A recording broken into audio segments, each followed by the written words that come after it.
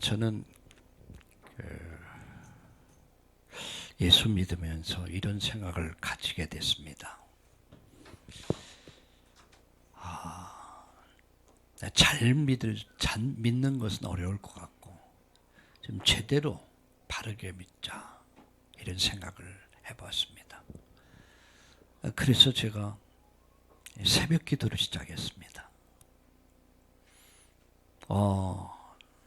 여러분 뭐 새벽 기도 해보지만 쉬운 게 아니잖아요.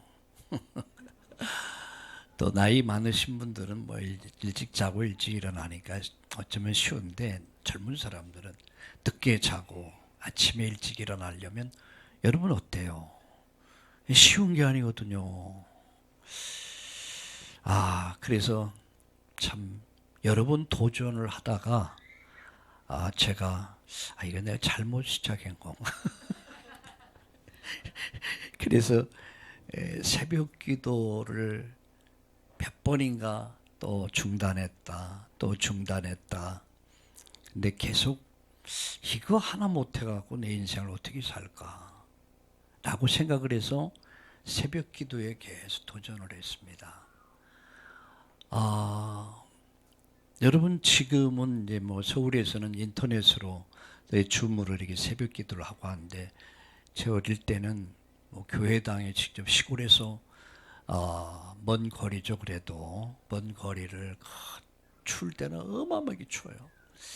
막 뒤집어 쓰고 가서 뭐 마룻바닥도 뭐 밑가이 나무 바닥인데 나무를 된조를 했는데 거기에 앉아서 난방이 됩니까? 오들오들 떨면서 내일은 오지 말아야지. 그러면서 또 도전하고 또 도전하고 언제까지요? 될 때까지 할 것이다. 새벽 기도를 그렇게 시작했습니다. 근데요, 기도하는 사람들 분위기 속에 들어가고 말씀 들으니까 믿음이 생기더라고요. 그래서 저는 믿음은 들음에서 난다. 들음은 그리스도의 말씀으로 말미암는다. 저는 거기에 공감합니다. 주님 말씀이요. 그러면 사실적이에요. 여러분 주일날 예배는 타협하는 게 아닙니다. 주일날 예배는요. 예배에 목숨을 걸어보세요. 생명 걸어보세요. 거기에 인생에 답이 있습니다. 대개 현대인들은 예배를 적당하게 아까 우리 애기 엄마들 이렇게 얘기 들으면서 식사하는데 요새 아이들 문화에 대해서 문화에 대해서 얘기하면서 아이들이 뭐 옛날 같지 않고 순수하지 않고 아주 뭐 할 말 다 하고 뭐 그런다 그래요. 근데 저는 이렇게 생각합니다. 맞아요. 그걸 무시할 수는 없습니다. 너무 아이들을 온실 속에 키우면은요, 그 아이들이 세상에 적응을 못해요. 그래서 분명히 우리는 세상의 문화를 이해는 하지만 그 세상의 문화의 흐름에 따라가도록 두면 안 돼요. 이거는요, 이런 말이 있잖아요. 부전자전 모전여전. 이게 뭐냐? 아버지, 어머니의 영향이 그 아들, 딸에게 그대로 유전된다는 거죠.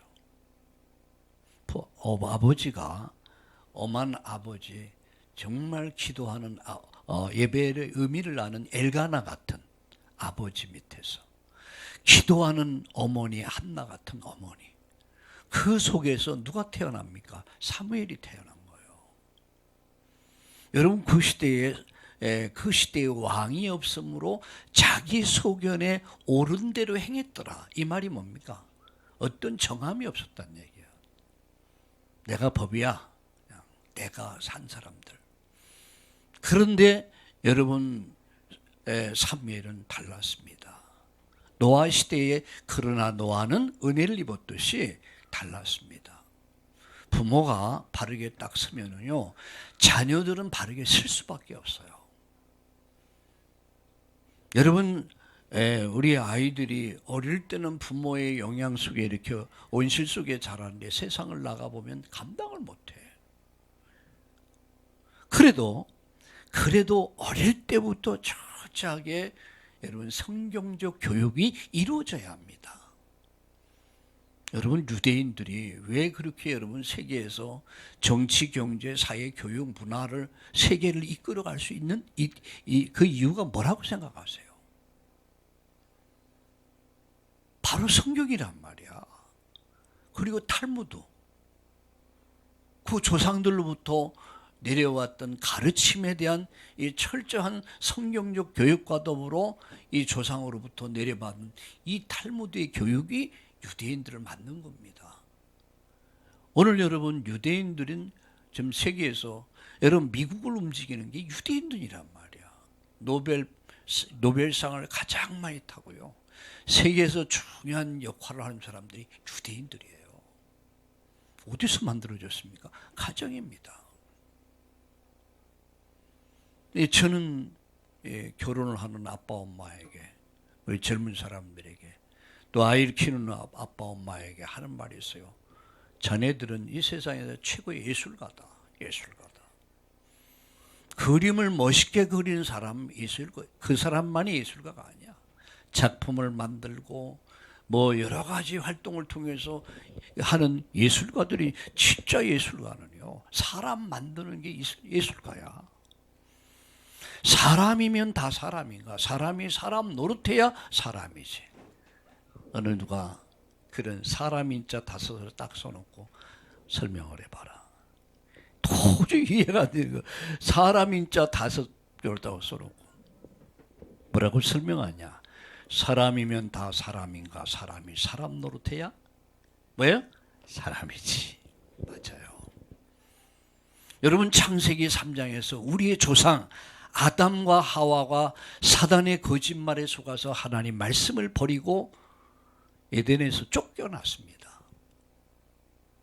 그때부터 잃어버리기 위해서 3가지를 잃어버렸어. 첫째, 나를 잃어버렸어. 나. 진정한 나를 잃어버렸어. 2번째, 내 것을 잃어버렸어. 3번째, 내가 해야 할 일을 잃어버렸어. 사명을 잃어버린 거야. 인간으로서 당연히 해야 할 사명을 잃어버린 거야. 그게 창세기 3장 사건입니다. 거기서부터 인간은 저주와 재앙이 시작됐고요. 생로병사, 늙고 태어나고 늙고 병들어 죽는 이 숙명과 같은 길을 가게 된 거예요.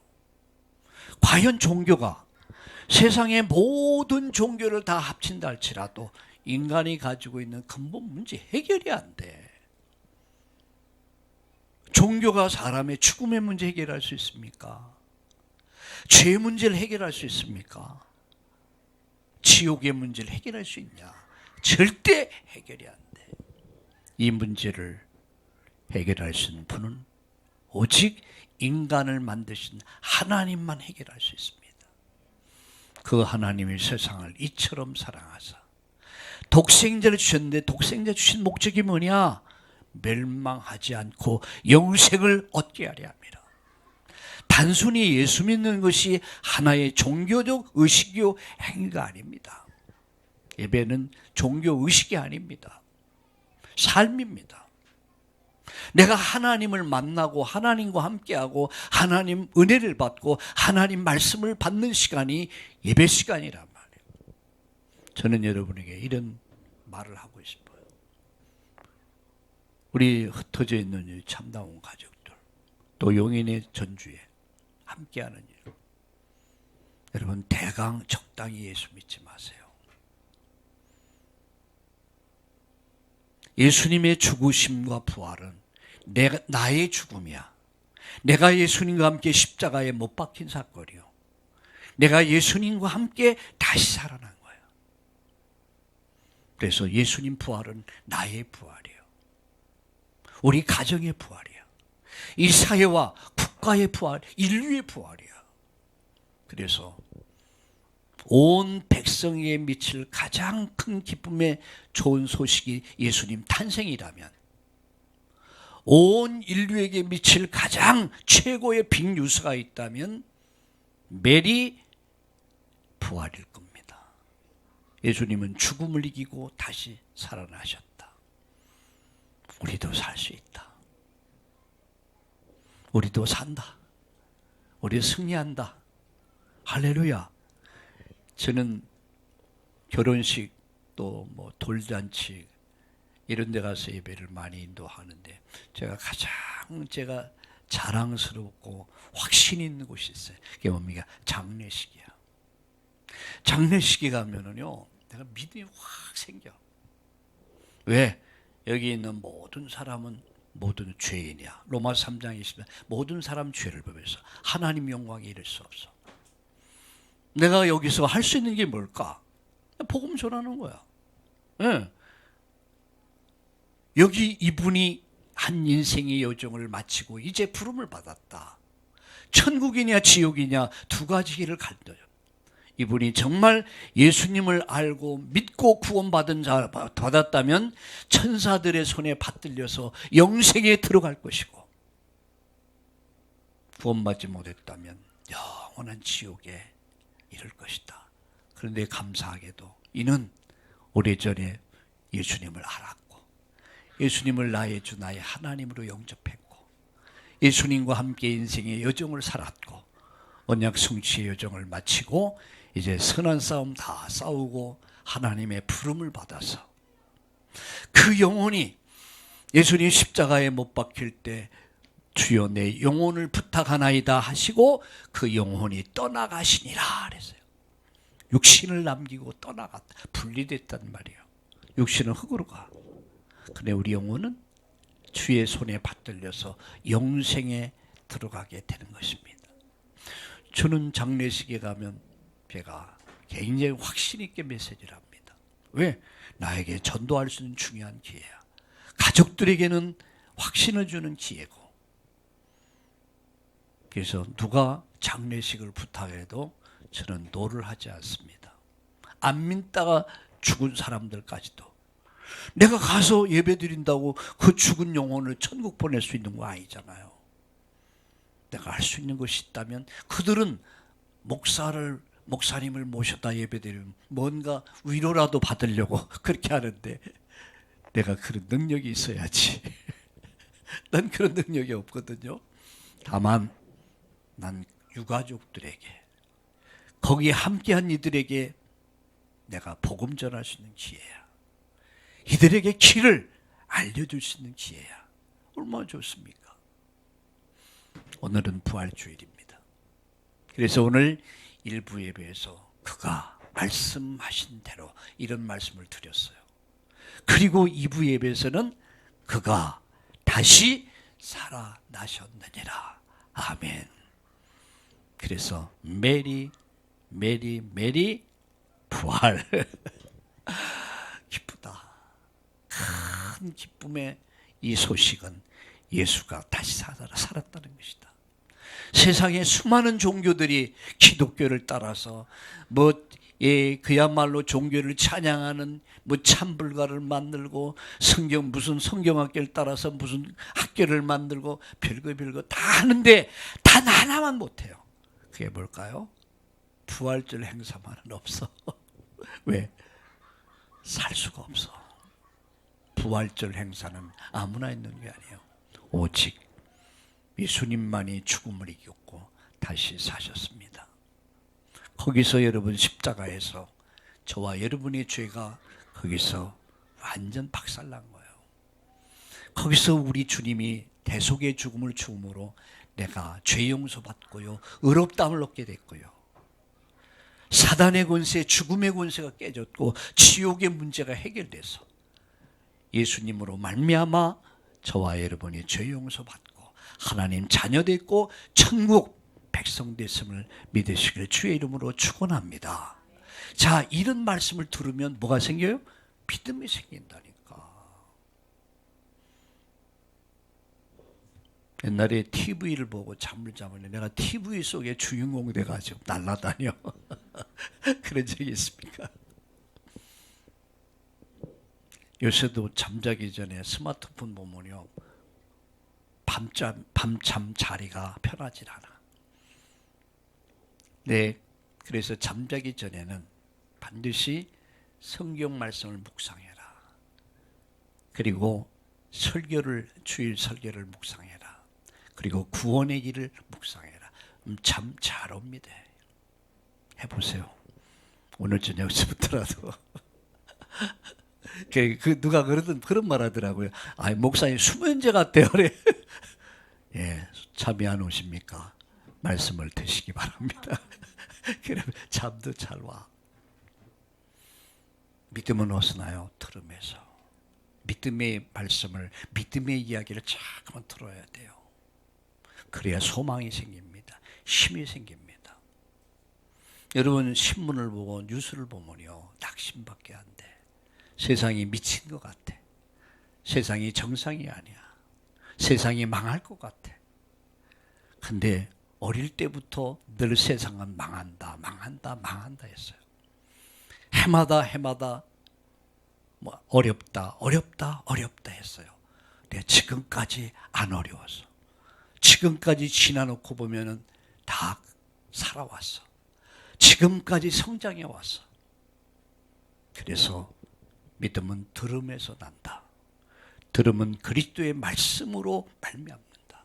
그래서 말씀을 읽고 듣고 말씀을 따라 이번 한 주간도 부활의 주님과 함께 인생 요정이 되기를 예수님의 이름으로 축원합니다.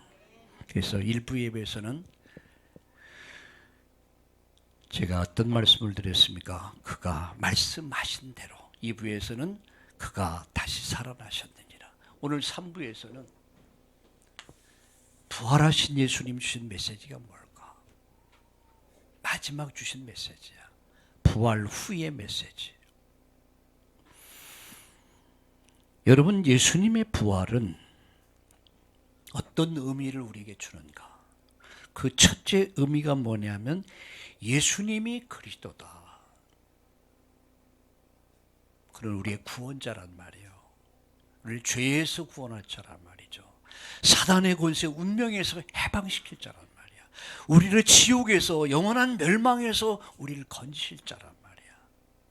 예수가 그리스도이라는 사실을 확증한 사건이 부활 사건이에요. 두 번째 사건, 두 번째가 뭡니까? 둘째는 이건 교회의 기반이 된 사건이에요.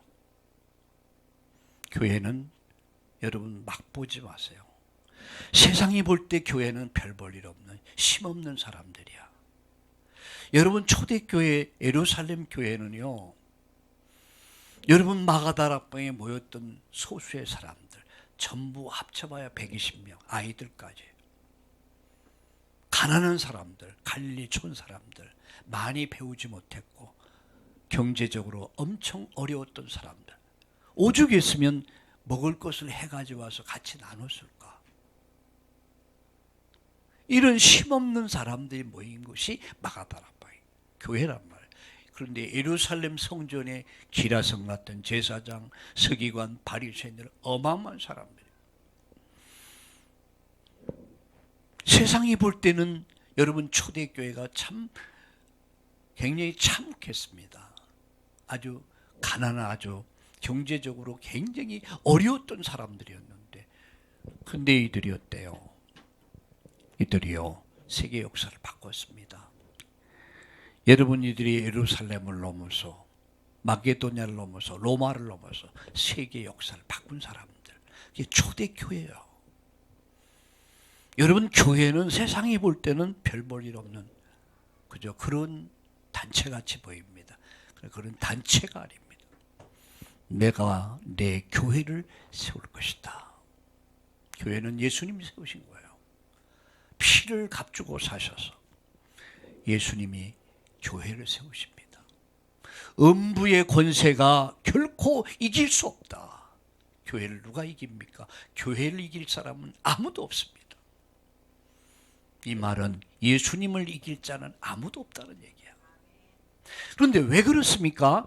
교회의 기반이 뭐냐? 교회의 기반은 부활 신앙 위에 세워졌기 때문입니다.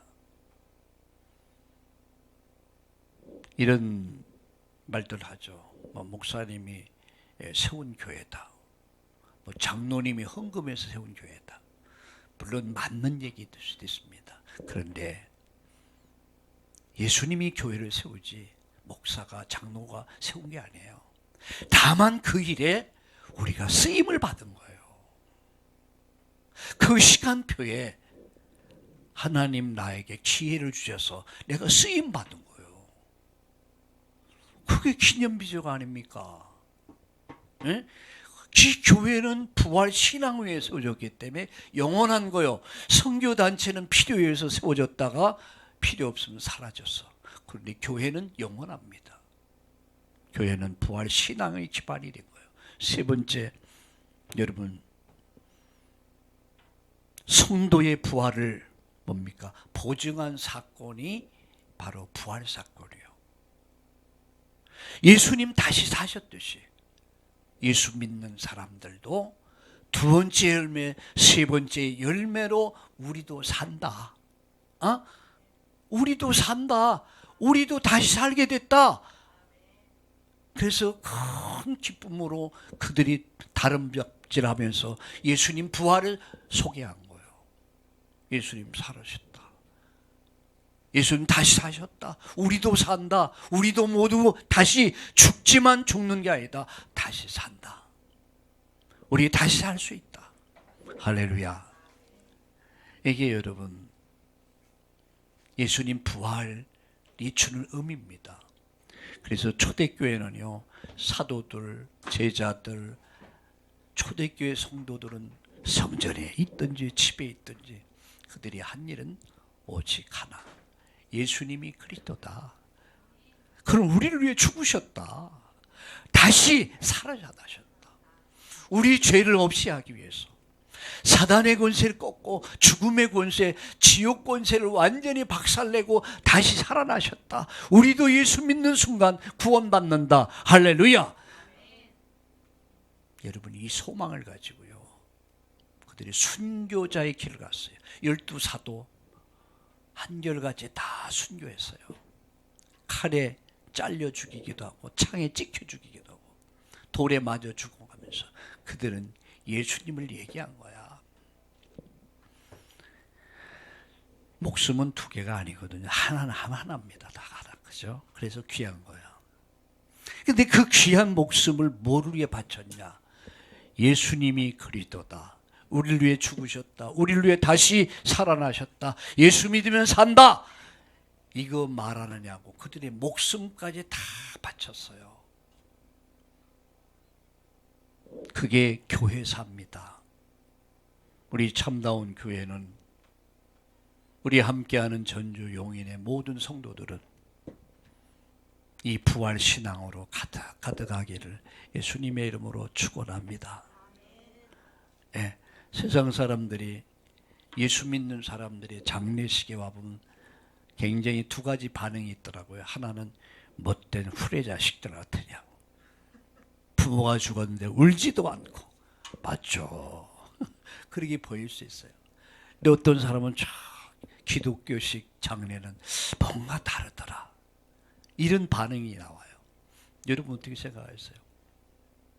저는 우리 어머니가 세상을 가셨어요. 92살에 세상을 가셨는데 제가 우리 가정에 6남매, 제가 막내 아들로 막내거든요. 그래서 제가 딱 선포했어요. 예수 믿고 이제 목사가 되다 보니까 가정의 장자가 된 거야. 영적인 장자. 모든 중요한 결정은 이제 제가 이렇게 하죠. 예, 말했습니다. 울지 말자. 울지 말아라. 조카들 보고도. 왜 울지 말아냐? 할머니는 하나님의 부름을 받았다. 할머니가 늘 기도하시다가 이제는 다시 볼 수 없는 후일에 하늘나라에서 다시 보게 될 것이다. 그날까지 우리 슬퍼하지 말자. 울지 말자. 주의 손에 받들려서 영생에 이제 편히 쉬기 위해서 영생에 들어가셨다면 우리는 송별식이야. 환송식 하는 거야. 이별이래. 잠깐의 이별이지만 사실은 죽음이 아니야. 송별식 하는 거야. 물론 아쉬움도 있어서 눈물을 흘릴 수도 있죠. 울지 말라. 딱 첫 번째 그 말이었어요. 근데 내내 안 울더라고요, 다들. 뭐 그냥 싱글벙글하고 다 92세로 사셨으니까. 근데 이제 그래서 장례를 다 마치고 돌아오는데 피가 주룩주룩 오는데 우리 엄마 생각이 나는 거 있죠. 저랑 방을 같이 썼기 때문에 오랫동안 제가 또 애를 많이 먹이다가 예수 믿고 새 사람 되고 우리 어머니가 노년에 가장 이렇게 그래도 자랑스럽게 생각한 아들이라. 그 마음이 애틋한 마음인데 그때 노래가 하나 딱 흘러나오는데 비가 오면 생각나는 그 사람 언제나 말이 없던 그 사람 그 노래 알죠? 비가 오면 생각나는 그 사람. 근데 갑자기 내 마음이 울적해지는 거지. 그래서 운전하고 있던 홍창호 목사 있죠. 그때 이제 홍창호 집사였거든요. 차 좀 세워. 왜 그래서? 그래서 내가 그걸 보니까 CD가 있더라고요. CD 하나 사봐서. 끝까지 모르니까 그거 들으면서 집에 왔다니까요. 가족들 보고 울지 말라 이러고 나 혼자 울었어. 내가 왜 그 눈물은 어떤 절망의 눈물은 아니었어요. 이제 먼 후일 다시 내가 우리 어머니를 다시 만날 수 있다. 그게 부활 아닙니까? 그런데 아쉬워, 미안하고 늘 제가 하는 말 가운데 고맙고 미안하고 감사하고 사랑합니다. 고미감사. 고맙습니다. 감사합니다. 미안합니다. 그런데 사랑합니다. 우리 한번 따라합시다. 고미감사. 고맙습니다. 미안합니다. 감사합니다. 사랑합니다. 지금도 가끔 그 말을 사용합니다. 여러분, 우리는 날마다 영적 싸움을 싸워야 돼요. 저 높은 곳을 향하여 날마다 나갑니다. 그래서 우리는 부활 신앙을 가지고 날마다 나를 쳐서 복종시키고 성령의 소욕을 따라서 날마다 승리의 길을 예수님의 이름으로 축원합니다. 부활 메시지. 그가 말씀하신 대로 살아라. 약속하신 대로 살아났다. 그가 다시 사셨다. 우리를 살리기 위해서. 그리고 말씀 주셨어요. 메시지를 주셨어요. 그때 예수님이 예수님이 제자들을 책망하시는 장면이 나옵니다. 왜일까요? 제자들의 불신앙이었어요. 예수의 부활에 대해서 그렇게 말을 했는데도 그들은 믿지 않았어요. 마리아도 예수님 제자들도 서기관 바리새인들도 종교 지도자들도 군인들도 안 믿었어요. 왜? 이런 일이 있을 수가 없는 거야. 역사적으로 봤을 때, 과학적으로 봤을 때, 생체학적으로 봤을 때 이미 확인까지 했어. 창을 찔러서. 근데 예수님 살았다는 거야. 믿어줘야지 그것이. 여러분 믿음도 하나님이 주셔야 합니다. 성령의 감동이 아니면 성령의 역사가 아니면 믿어지지가 않아요. 그게 처음에 제자들이 안 믿었어요. 여러분 마가복음 16장 14절에 보면 그들이 완악했다고 그랬어요. 마음이 완악했다고 그랬어요. 이게요 인간입니다. 어린 아이들은 쉽게 복음이 들어가요. 근데 나이 든 사람들은 안 들어가. 어려워. 힘들어. 성령의 역사 아니면 참 복음 들기 힘듭니다. 왜 그렇습니까? 마음이 딱딱해져 있어. 굳어져 있어. 예수님이 비유하신 4가지 마음밭 있잖아요. 딱딱한 길바닥, 가시밭, 돌짝밭 나오잖아요. 딱딱해. 그야말로 이놈 저놈이 다 밟고 지나가 버렸어. 마음밭이 이런 종교 저런 종교 이런 철학 이게 딱딱해서 완악해져 있어. 그래서 어린이 교육의 중요성이 어디냐? 어릴 때부터 복음을 각인시켜야 돼요. 뿌리 내리도록 체질이 될 수 있도록 도와줘야 돼요. 아까도 얘기했듯이 부모는 최고의 예술가입니다. 돌을 깎아서 나무를 깎아서 먹물을 가지고 그림 작품을 만드는 것만이 예술가가 아니에요. 진짜 예술가는 사람 만드는 게 예술가야. 엄마들은 최고의 예술가야. 졸작을 만들 수도 있고 명작을 만들 수 있는 것이 엄마야. 여러분, 적당히 아이들을 교육하지 마세요. 철저하게 성경적 교육을 해야 돼요. 하나님 말씀에 입각한 교육. 그들은 증거를 보고도 믿지 않았어요. 이 모습이 바로 우리들의 모습이야. 알량한 지식, 상식, 경험 때문에, 과학 때문에 이 엄청난 사실을 못 믿은 거예요.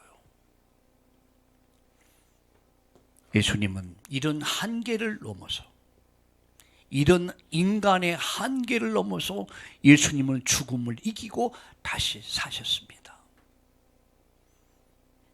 그분이 오늘 성령으로 우리와 함께 하십니다. 이렇게 말씀했습니다. 내가 세상 끝날까지 너희와 항상 함께 있을 것이다.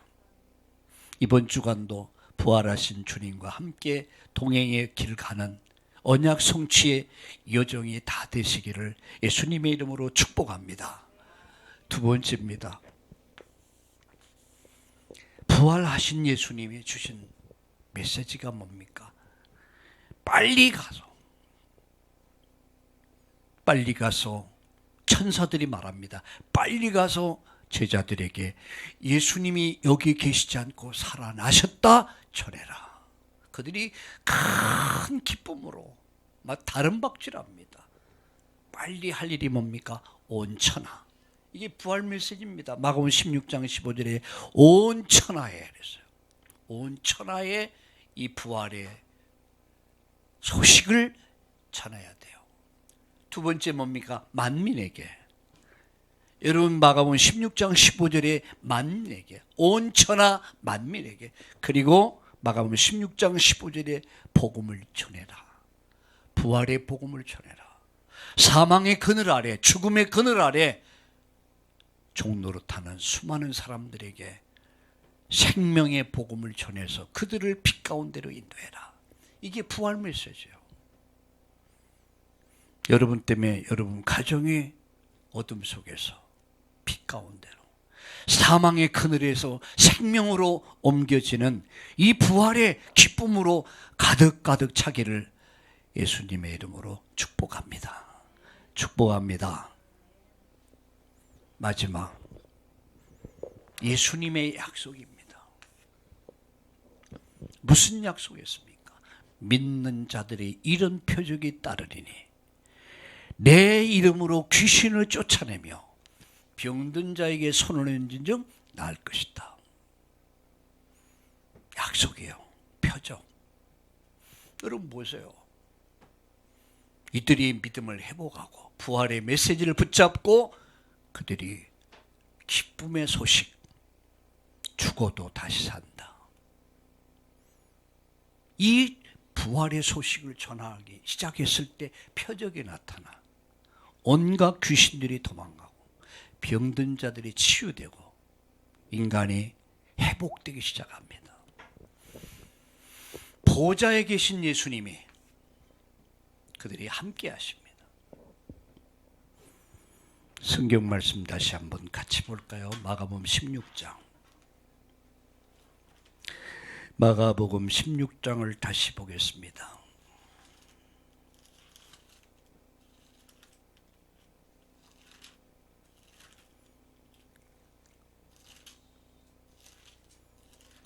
마가복음 16장 14절에서부터 그 후에 12 제자가 음식 먹을 때 예수께서 그들에 나타나사 그들의 믿음 없는 것과 마음이 완악한 것을 꾸짖으시니 이는 자기가 살아난 것을 본 자들의 말들 믿지 아니함이로라. 또 이르시되 너희는 온 천하에 다니며 만민에게 복음을 전파하라. 믿고 세례를 받는 사람은 구원을 얻을 것이요 믿지 않는 사람은 종죄를 받으리라. 믿는 자들에게는 이런 표적이 따르니 곧 그들이 내 이름으로 귀신을 쫓아내며 새 방언을 말하며 뱀을 집으며 올리며 무슨 독을 마실지라도 해를 받지 아니하고 병든 사람에게 손을 얹은 즉 나으리라 하시더라. 주 예수께서 말씀을 마치신 후에 하늘로 올리사 하나님 우편에 앉으시니라. 제자들이 나가 두루 전파할새 주께서 함께 역사하사 그 다른 표적으로 말씀을 확실히 증거하니라. 할렐루야. 결론. 어떻게 부활의 증인이 될까요? 부활의 메시지예요. 마음에 담아. 부활 후에 예수님 주신 이 말씀을 너희는 온 천하 만민에게 가서 복음 전해라. 부활의 복음 전해라. 예수 믿으면 다시 산다. 영원한 삶을 얻게 된다. 이 메시지예요. 메시지 붙잡아라. 두 번째입니다. 성령 충만을 위해서 기도해라. 여러분, 성령 충만이 뭡니까? 하나님의 영으로, 바로 부활하신 예수님의 영으로 충만해지는 거예요. 가득해지는 거예요. 차가, 여러분, 힘이 없으면 배터리가 나가면 어때요? 차가 푸득푸득푸득 그러면서 못 가. 힘이 없어. 내 충전을 하면 어때요? 힘서 팍팍팍팍 터져버려요. 예, 여러분, 성령 충만하면 어때요? 막 세상을 팍팍팍 박력 있게 살아. 근데 힘이 없으면 헬렐레 해가지고 세상 앞에 있으면 왜 나는 작아지는지, 문제 앞에 있으면 왜 내가 작아지고, 왜 두렵고 겁이 나고, 왜 염려가 많아지는가? 힘이 없어서 그래. 영적인 힘이 없어서 그래. 여러분, 초대교회를 보세요. 거기 모인 사람은 다 가난한 사람들이야. 배우지 못한 사람들, 갈릴리 촌 사람들. 그 시대에 가장 뭡니까? 이 밑바닥의 사람들이야. 그에 반해서 예루살렘 성전에 모인 사람은 그 시대의 70인 요원들, 그 시대의 70인 공회, 제사장, 서기관, 바리새인들, 장로들, 아주 기라성 같은 사람들. 그대 앞에 서면 작아져. 비교가 안 돼. 그런데 그들은 마가다락방에서 뭐 했습니까? 오로지 기도하기를 힘씁니다. 오순절 날이 이르매 하늘의 불같은 역사, 바람 같은 역사, 에너지, 힘, 능력이 임합니다. 성령의 충만함을 받은 그들은요, 담대하게 모든 한계를 뛰어넘어서, 여러분, 이스라엘의 지도자들 앞에서 담대하게 복음을 전합니다. 부활의 복음을 전한 거예요. 생명의 복음을 전한 거예요. 당신들이 십자가 못 박아 죽인 그 예수가 메시아요 그리스도다. 그를 믿어라. 믿지 않으면 멸망한다. 하나님의 마지막 경고다. 외친 겁니다. 그러니까 베드로를 또 구속시킨 거예요. 스데반을 잡아 죽였습니다. 환난으로 인해서 흩어진 사람들이 흩어져 가면서 계속 복음 전하기 시작한 거예요. 제가 고향에 갈 때마다 제가 다니던 초등학교 앞을 지나요. 그때마다 추억이 하나 있어. 졸업식 날 6년을 이제 과정을 마치고 졸업식 날, 그때 난방이 전혀 없었어. 이게 그 추운데 바깥에서 그냥 떨면서 이렇게 막 졸업식 해야 돼요. 겨울인데. 기다리다가 너무 추워가지고 잔디에 불을 놨어. 우리 불조이 자리에 불러고. 바람이 불어가지고 포종하는 거예요. 야, 큰일 난 거야. 그래서 소나무를 꽂아갖고 탁 튀니까 불꽃이 튈 거 아닙니까? 와, 이게 그때는 향나무라고 해서 학교 담쟁이가 다 그 가시나무 있잖아요. 뭐 이렇게 타다다다 타는 나무예요. 담에 붙었는데 얼마나 잘 타는지 막 타다다다 타 들어가는데 이게 양쪽으로 끌 수가 없어. 그래가지고 막 튄 거야. 3명인가 4명이랬는데 그때 주동자가 나야. 빛나는 졸업장을 다시 얻니께 튀어가지고 이제 붙잡혔어요. 선생님한테 붙잡고 실컷 얻어 터지고, 이거 방화범이니까 실컷 얻어 터지고 열받아갖고 나 졸업식 안 해내고 아빠리에서 집으로. 난 빛나는 졸업장을 다시 언니께 그것도 못 받고 왔어. 졸업장을 못 받았어. 나중에 이제 가지고 왔더라고요. 불쌍히 생각해가지고. 그때 얻어 터지던 생각, 불렀던 생각, 타던 생각 아직도 잊지 못해. 이 갈 때 올 때마다 지금은 이제 뭐 다르게 딱 저기 됐는데 옛날에 그 바라보면서 잠깐 또 지나갔구나 이런 생각인데, 근데요 불꽃 있잖아, 불꽃 딱 튀니까 불꽃이 탁탁 튀니까 막 퍼져가. 이게 삽시간에 담으로 붙더라고요. 딱 타들어가는데 대책이 없어. 저는 이따금 생각하면서 야 불꽃 하나. 그래서 이번에 우리 선교 축제를 하는데 포스터를 이렇게 앞에 붙일 거 하고 이렇게 우리 이서진 집사가 딱 디자인했는데 보니까 뭡니까 그 민들레 그 이렇게 있잖아요. 뭐 하얀 거 이렇게 후 하니까 막 퍼져가는 거. 그거 생각하니까 불꽃 생각이 나더라고. 야 멋있게 창작을 멋있게 했어요. 민들레 후 부니까 막 퍼져가. 복음은 그런 거예요. 진짜 복음을 가진 사람, 그 한 사람을 통해 가정 자체가 살아나. 여러분 그 한 사람 때문에 직장의 현장, 사업의 현장, 여러분 인생의 현장에 그 복음의 불꽃이 튀는 거야. 민들레같이. 그래 또 생명을 낳고 또 생명을 낳고 또 기쁨을 낳고. 그래서 이번 우리 선교 자체 선교 대회가 축제가 되길 바랍니다. 모두에게 복음의 불꽃, 성령의 불꽃이 타오르기를 예수님의 이름으로 축복합니다.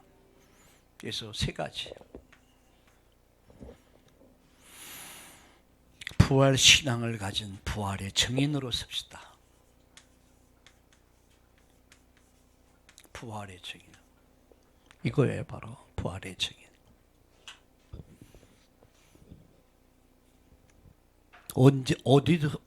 어디에 가든 어느 장소에 있든 우리는 항상 부활의 증인으로. 죽음의 그늘 안에 있는 사람은 늘 어둡습니다. 사람을 이렇게 보면 알아봐요. 참 어둡구나 이런 생각을 해봐요. 대화를 해보면 어두울 수밖에 없는 이유가 있어요. 근데 어떤 사람을 보면은요, 이게 밝아. 얼굴이 굉장히 뭐 잘생겨 보세요. 이게 아니고 굉장히 얼굴이 밝아요. 이렇게. 벌써 또 이 얘기를 나눠보면 아 그랬구나. 차이가 뭡니까? 속사람입니다. 부활 신앙을 가진 사람은 언제나 생명의 역사가 일어나, 치유가 일어나, 그리고 그 얼굴에 기쁨이 가득합니다. 그러나 부활의 소망이 없는 죽음의 그늘, 사망의 그늘에 있는 사람은 가지고도 배우고도 어두워요. 여러분은 날마다 매리 부활되기를 예수님의 이름으로 축원합니다. 살아계신 하나님, 오늘 이 시간 부활 후에 주신 메시지, 그가 말씀하신 대로 다시 살아나셨느니라. 부활의 메시지 주신 주님, 빨리 가서 이제 온 천하 만민 땅끝까지 가서 복음 전하는 우리 참나온 교회가 되게 하시고, 가는 선교사, 보내는 선교사들이 많이 일어날 수 있도록 은혜와 복을 내려 주시옵소서. 우리 참나온 교회가 부활에 대한 믿음과 소망, 사랑으로 가득 차도록 축복해 주시옵소서. 이 교회를 통해서 지역, 민족, 나가 세계를 향하여 보내는 선교사, 가는 선교사 많이 일어나도록 큰 증거를 허락해 주옵소서. 이를 위해서 성령 충만하게 하시고 영적인 심, 지혜, 건강, 경제 허락해 주옵소서. 이번 한 주간도 모든 현장에서 승리의 깃발 부활 승리의 깃발을 꽂는 한 주간 되도록 축복해 주시옵소서. 예수님의 이름으로 감사하며 기도드리옵나이다. 아멘.